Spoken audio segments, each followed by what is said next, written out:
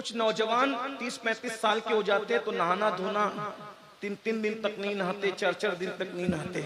दाढ़ी रखते हैं तो हंसने की बात नहीं है, दाढ़ी भी रखेंगे तो इधर फैल रही है उधर फैल रही है, कपड़े में से भी बदबू आ रही है, सब हो रहा है।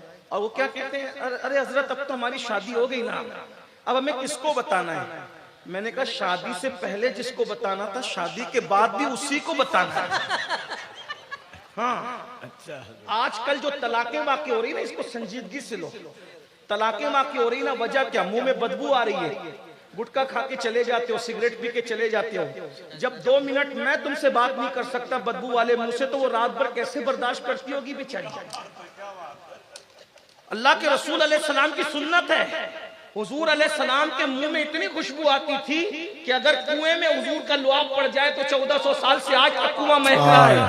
खारे कुएं मीठे, लेकिन हमारी तालीम के लिए रसूलुल्लाह जब घर जाते थे तो सबसे पहले मिसवाक करते थे, वुजू करते थे।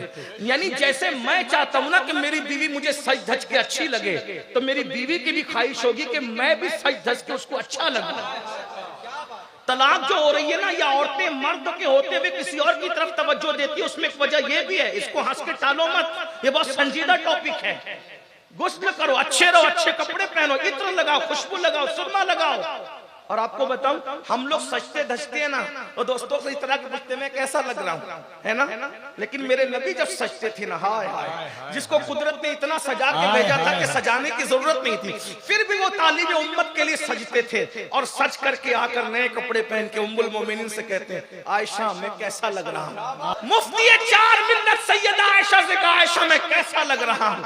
अल्लाह जिसके बारे में कहे वद्दुहा वल्लैल इज़ा सजा, अल्लाह जिसके बारे में कहे वमा रमैता इज़ रमैता वलाकिन्नल्लाह रमा, अल्लाह जिसकी आंखों के बारे में कहे मा ज़ागल बसर वमा तगा, अल्लाह जिसके चलने के बारे में कहे ला उक़सिमु बिहाज़ल बलद, जिसके तबस्सुम के बारे में कहे वन नज्मि इज़ा हवा, जिसके झुरमुट मारने के बारे में कहे या अय्युहल मुज़्ज़म्मिल, जिसके कंबल ओढ़ने के बारे में कहे या अय्युहल मुद्दस्सिर।